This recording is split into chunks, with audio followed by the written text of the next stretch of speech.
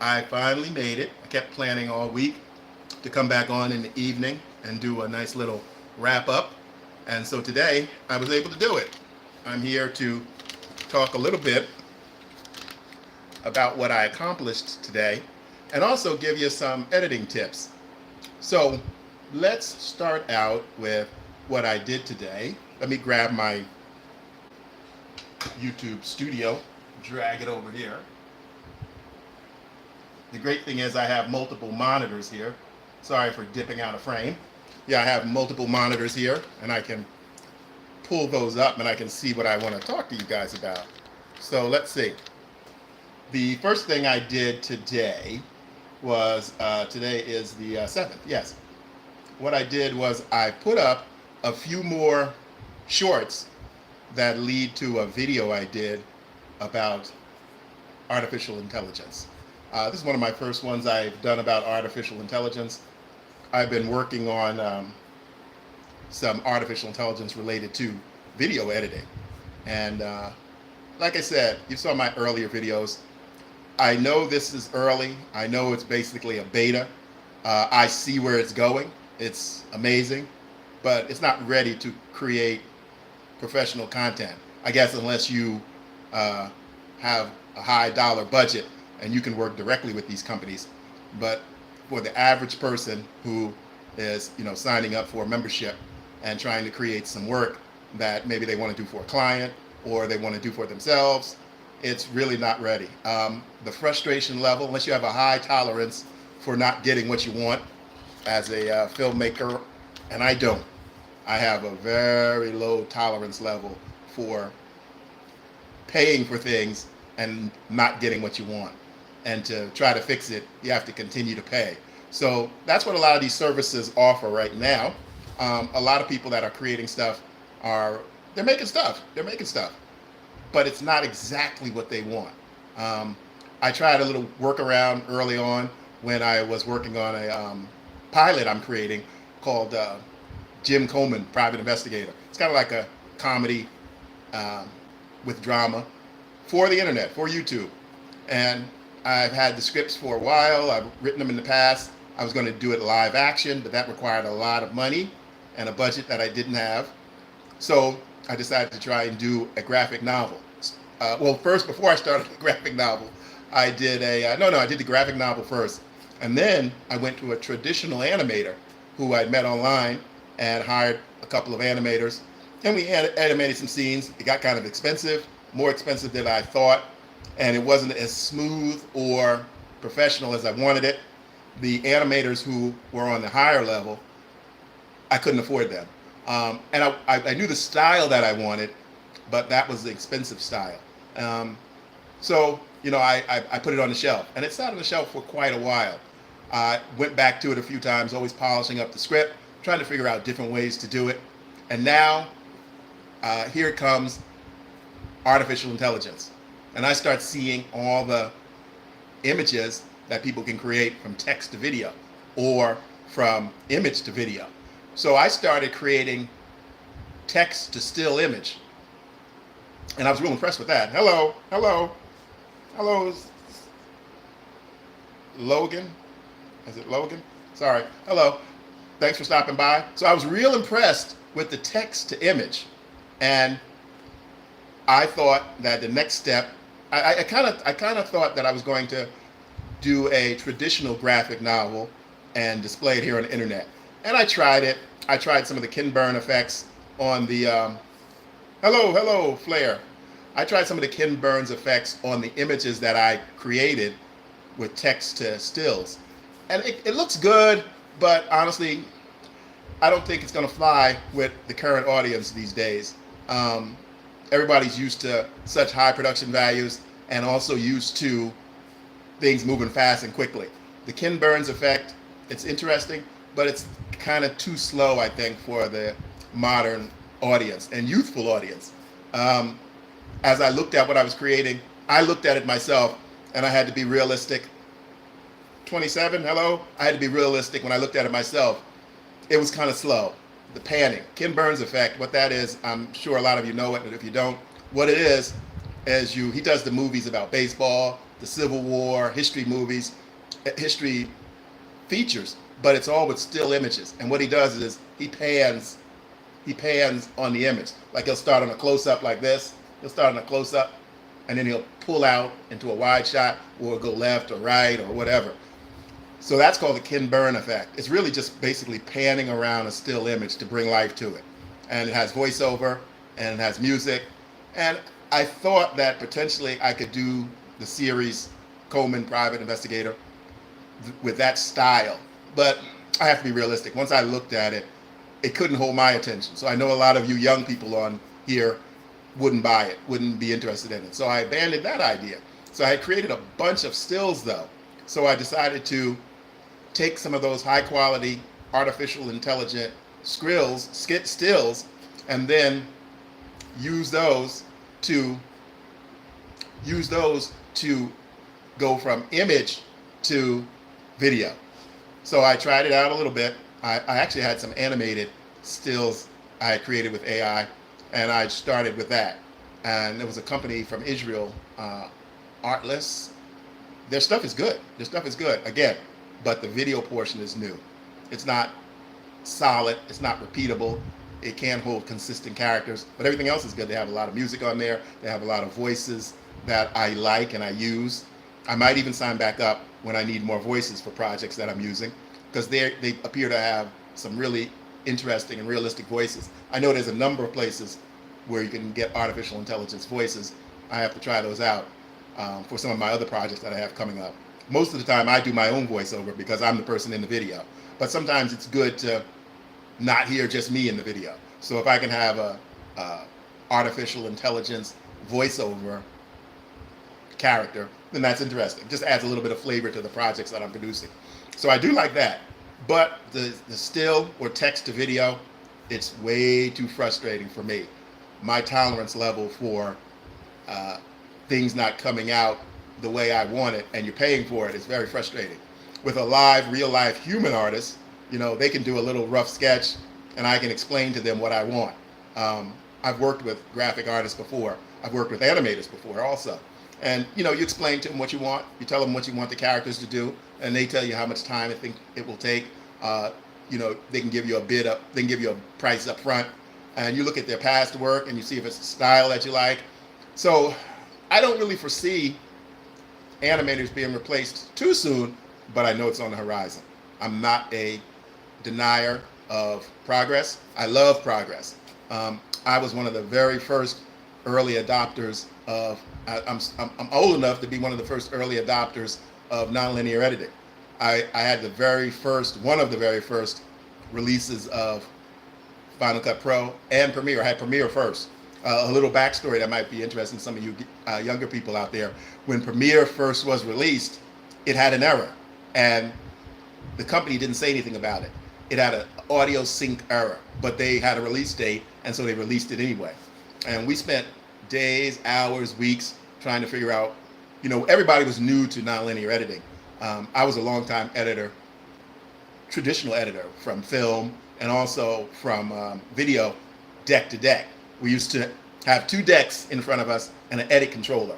And 2 monitors for each deck, video deck. So you would look at the deck, the source deck, you queue up your video, then you would take the edit controller and you'd queue up where you wanted the video to be recorded on the record monitor, and then you would set the in point, out point, and then you'd press execute on the edit controller, and the edit controller would do that edit. And so you would just go, it was linear, called linear editing, and you would just go scene, shot by shot by shot by shot by shot, cut through the whole project. So that's where I came from, linear editing. And I've even edited some film process. I'll tell you that real briefly.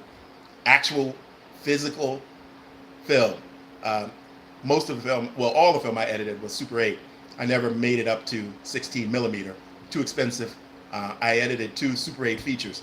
But at the beginning of my editing with Super 8, I gave myself a try at actually physically editing, cutting the film, splicing it back together. It was a great process to learn, but it's something that you don't want to do. And that's where all the editing process that we now take for granted with our nonlinear editing, that was the history of it.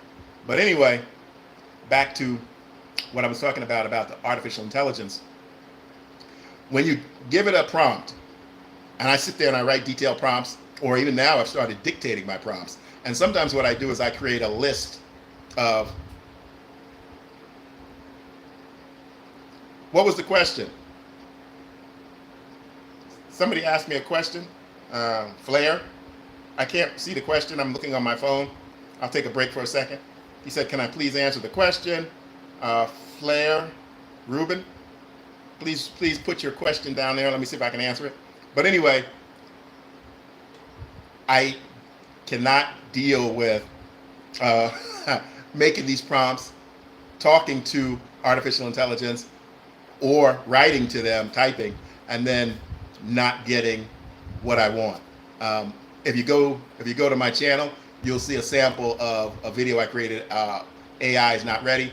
I show you the raw footage of what I created.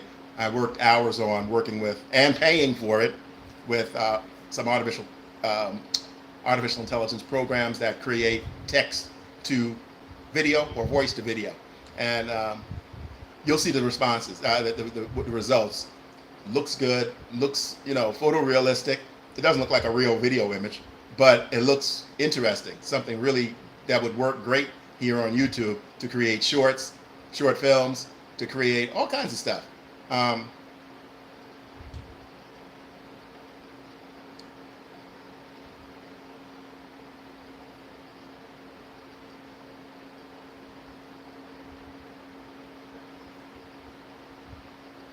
Ismail, hello. Flair, what is this? My shoulder has a crack and a loose fragment in it. Would you recommend? Oh, I definitely couldn't recommend any surgery. It sounds like you definitely need to get at least 2 doctors' opinions. I always say get a second opinion, not from me, but I always say get a second opinion whenever you need surgery. Actually, a friend of mine uses ChatGPT to get second opinions. He goes to the doctor, and then he comes back with what the doctor gave him, and he gets second opinions. But definitely get yourself a second opinion from a real doctor. Get 2 opinions, one from the original doctor, one from this other doctor. But no, I can't. I'm sorry, I can't help you with that. Wouldn't want to give bad advice, medical advice. So anyway, back to the artificial intelligence.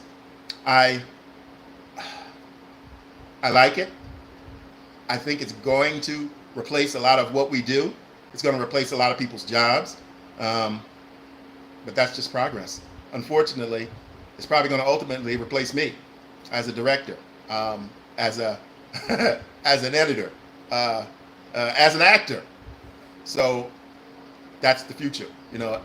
If I get replaced, I'm a character actor. If I get replaced, so they just can use artificial intelligence to generate a realistic character that looks like me, that can say whatever they want it to say, can be whatever age they want it to be, can run as long as they say, and they don't have to pay him any extra. They don't have to pay any health insurance. They don't have to pay overtime. They don't have to buy me a meal. They don't have to give me a wardrobe bump if I have to bring my own wardrobe. I see that happening. And that's the future. Unfortunately, that's the future. You cannot stop progress. But there's always going to be people making independent productions. So there's always going to be people doing independent work and morphing into other lines of work. As a matter of fact, a quick interesting story is that I am a video producer also, and my clients are nonprofit companies. So that's how I built up my business. I've been doing that for over 30 years, and I still work with clients once in a while. Not as much as I used to because of technology. A lot of the clients I used to work with would bring me in to be the professional video producer and create the content they wanted. I would provide the script, right? I would provide, the idea development, the outline, the summary, the script. I would provide the, the shooting schedule, the breakdown, from the whole production, from idea all the way to the final script. But now, a lot of what I used to do can legitimately be done with ChatGPT, a lot of the pre-production. So that cut me out almost instantly, a lot of the stuff that I used to do.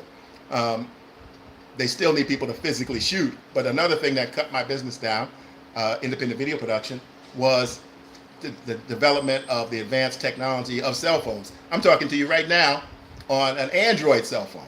It's not even an iPhone. The iPhones, their image quality, the sound quality is unbelievable. I never bought one because I have a number of high-end cameras that I prefer, that I can have lenses, and I can have them in a cage. I can put all kinds of stuff up. I can rig them out into a rig. Same thing can be done with an iPhone, but I have more control over my traditional camera equipment.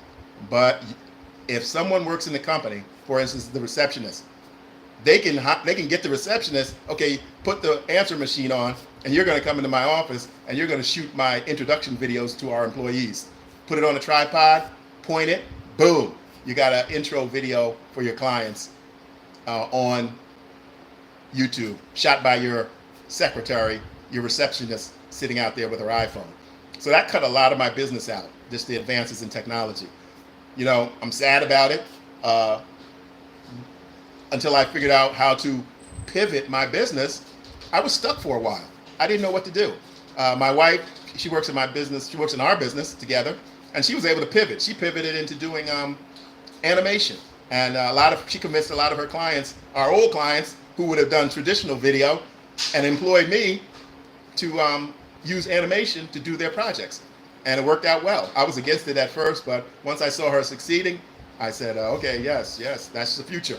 Can't fight the future. Can't fight the future, like that X-Files movie. But that's what's happening. And you have to start now. You can't just sit at the job you're at and worry, oh, is AI going to take my job? Is AI going to? Yes, probably ultimately AI will take your job. So you need to start looking for other things that you can do. If you're young enough, you can get retrained. If you have some skill. Oh, you want me to turn it off? Yeah. Okay. Excuse me 1 minute. Got to make a little adjustment here.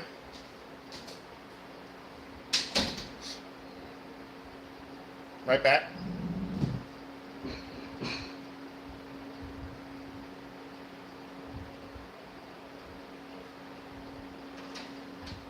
Must be hot if you getting ready to turn it on. No, he's hot in there. I'm having a hard time with this for some reason. You want me to do it? Let me try one more time, and if it doesn't work, maybe you have to go upstairs and do it. Oh, wait a minute, here, it looks like it's going to work. No, sorry. Oh yeah, I got it. Here it goes. All right, it's working. So anyway, I'm saying all that to say that if you work at a company and you're in middle management, you're an office person, white collar work, and you have to really look at it and say, okay, can my job be replaced by artificial intelligence? You can go on ChatGPT and try some of your work and see if ChatGPT can do it, if it can help you, if it can make your work easier. And you'll find out if ChatGPT can actually do your work. Now, ultimately, what they'll need a human to input the data, but one person can probably do the work of 5 or 6 people in your office, of your coworkers. So don't just sit around and wait to think, I know it's easier said than done. I can hear people out there saying, yeah, and go ahead and do something different with your life. I know that's easier said than done, but I've done it, and I'm not young anymore. I've done it. I had to pivot. I had to figure out different ways to make money to support myself and my family. With the advances in technology, you can't beat it. You can't stop it. If it's here and it's going and people love it and people are obsessed with it and all these tech companies are pushing it down our throat, even if we don't want it. I'm trying to write an email and here's the AI assistant jumping up in my face asking me to write it for me. I can write my own email. If I need help, then I'll go to some help. But they all want to, they spent a lot of money, so they all want to get in on the game and try to get you hooked on artificial intelligence. And it's working for me. I use ChatGPT, but I use it as a partner. I don't let it do everything. I write a rough draft, and I don't even care about how rough the rough draft is. I'll take my phone, and I sit out on the porch, and I dictate my rough draft. All my thoughts about what I'm writing or what I want to write about, if I'm creating a summary for something, I just start talking, get them all out there, and then get ChatGPT to polish it up for me, and then I review it and polish it again, go back and forth until I have what I want. And the beautiful thing about it, and the addictive thing about it is, the more you use it, the more it learns your style, your voice, what you would say, and it actually works. That's the interesting thing. It actually works. So I can really see how, this is still the early days too, I can really see how this ultimately will replace a lot of jobs. Someone gave me a long text here. Let me see. You seem like a...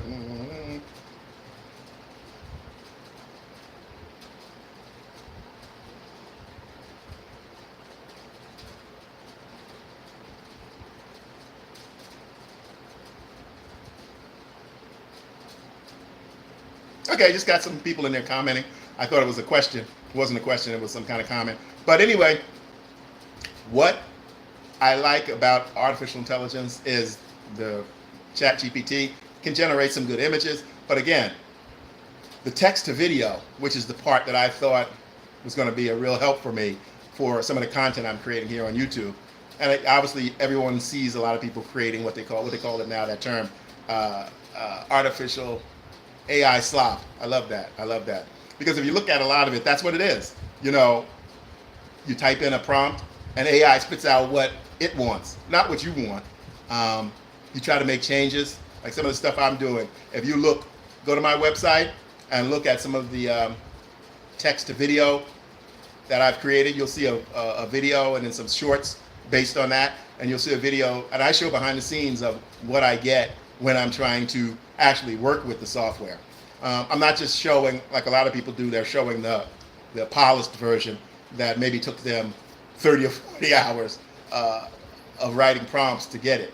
Because the worst part is that when you make a minor change, the artificial intelligence program sometimes adds other things in. Like one scene I was working on, I got a consistent character, and I brought in a different character, and they were in a bar. And I asked it to do something, like take a beer or push somebody. We can't do that because it's against our policies. You know, it wasn't anything out of the ordinary. It wasn't anything offensive. It wasn't anything sexual related. It was just that one man was supposed to grab a beer out of the other guy's hand and shove him. So it can't make that judgment between what you're asking for and if something is crossing the line. And it makes a lot of other minor, one thing that's funny too, is it creates images for you sometimes, and then you ask it to make a change to that image, and then it says that image violates our policy. But it just created it for me. So it's really, like I said, it's really beta, it's new, it's interesting, and it's a glimpse into the future. I love it, because I probably won't be around by the time you can just sit down in your office and create the next episode of Seinfeld by typing prompts in the computer. But potentially that's where this is heading. And once the viewer accepts that, then everything's gone. Anybody in a studio position can they won't even need the writers, they won't need the producers, they won't need the directors, they won't need the editors, they won't need wardrobe, they won't need makeup, they won't need craft services, they won't need the riggers, they won't need the gaffers. They'll sit right in their office like I'm talking to you right now. Okay, here we go. Fade in. Storm on the sea down at the dock. Boat pulls up. Create that. Create it. Oh, okay, change the boat to this. You know, you can talk out a series episode. That's a glimpse into the future. And I'm glad I'm here to see this. It's very interesting. It's very thought-provoking. It's very imaginative for someone who is in the creative field, where you won't need everything we used to have. And if you look back in the past of film, you'll see film cameras were as big as, almost as big as a small refrigerator. They were gigantic, and it was very difficult to move them. You know, it was very difficult to get outside shots. It was very difficult to get anything outside of a studio. They were gigantic, but through technology, through advancement, through the future, moving forward, things got smaller. And again, that brings me full circle back to the iPhone. The iPhone took a lot of my business away, my video production business. because anybody with a phone could now be told by their employer to come in here and shoot this video. We need a video to show our employees how this new machine works. 6 months ago, a year ago, they would have been hiring somebody like me with a small production company to come in and help them make the script and plan it all out, shoot it, edit it, and deliver the product to them. But now, they just have the employee who's the receptionist come in here with that iPhone you got. We need some training videos for our new employees. And they just go through the process. But again, that affected me personally, my business-wise. I had to make a big pivot. That's one of the reasons why I'm so happy to be here on YouTube with you guys, because I can continue to create. I'm working towards monetization. Once I get monetized, I have so many plans of things that I can do. Look for sponsors to continue to do bigger productions, continue to grow this channel. The first step, though, is to go through the YouTube process and become monetized and use all their services, and then start expanding from there. It's a great pivot for my business, and I really enjoy it. I enjoy the freedom, the flexibility, and no gatekeepers right now. You know, I follow the YouTube rules. I don't try to cut any corners. You know, I see a lot of people here on YouTube. I can get you monetized 24 hours. I got monetized in 10 days. This is how you do it. This is how you do it. And sometimes I wonder, I mean, when I first started, I looked at some of those videos, and I don't even know why YouTube lets them on here. But I guess because they put advertisements in their videos. So it's, you know, just, you don't want to start censoring. You don't want to start censoring, which is good too. Because say, for instance, they censored them, they could censor me. I'm sitting here right now on the live stream talking, having a great time. Just stream of consciousness. I'm not worried about following a script. I'm not worrying about whether you like it or not, whether you continue to hear the whole story from beginning to end. A lot of people watch, they swipe away. You know, that's the beauty of it. That's the beauty of it. That's the future. You can't do this. You couldn't do this with television. You know, you couldn't have all these channels that YouTube has and just have news people sitting there talking about their thoughts and their stories and just going forward with it. But that's why this has its place. That's why this is here. That's why you guys are watching. That's why it's a great platform for us as creators to get on and spout. I love the vertical live stream. You guys can get to see me.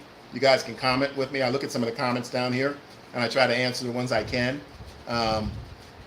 Sometimes I get trolls down there trying to throw me off, and I have to learn to ignore that, which I do very well because I can't see it really anyway. Sometimes what I do is when I do live events, I open up YouTube Studio and I'm recording here on my cell phone. And then once hello, I'm recording here on my cell phone, and then I can see the comments better. And if I can see the comments, then I can answer more. I see someone just came up and said, I'm trying to see your name. I'm sorry. It's so small I can't see it, but hello. Thanks for stopping by. I'm about to wrap up anyway. I've been on here like almost a half an hour, and I just got on to do a little wrap up for what I did today. Had a great day, made some good progress. Please go to my channel. If you see anything on there you like, please subscribe, and please share it. I've been getting a lot of people sharing my content, which really feels good. It really feels good. I hadn't had at the beginning any people sharing my content. I've had people sending me emails. I'd have people making comments down here in the live stream, making a few comments on the videos themselves, but a lot of people watching the shorts. And from watching a lot of videos from the on YouTube with talks from the YouTube CEO, I forgot his name, but he explained it this way.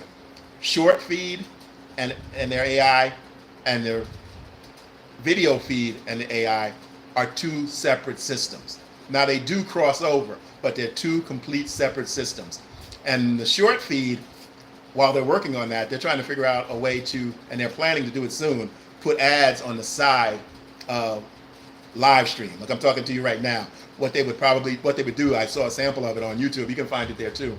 They would minimize me, and I'd be over in the corner somewhere over here, and then the ad would be on the other side of the screen. So you'd be able to see me. I'm still talking, but you can't hear me.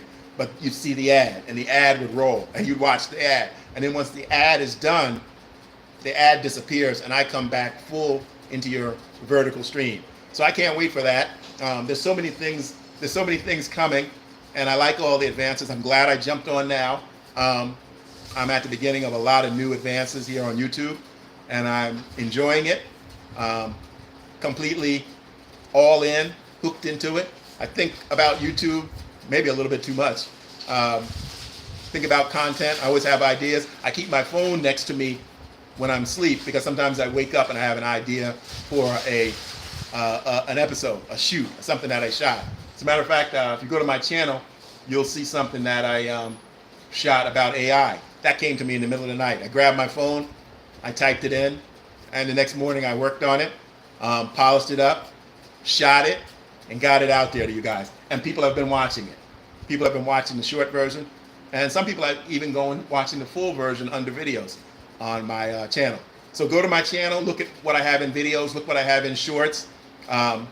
Look around. If you like anything, please subscribe, and please continue to share it. I'm so happy that people are starting to share my stuff.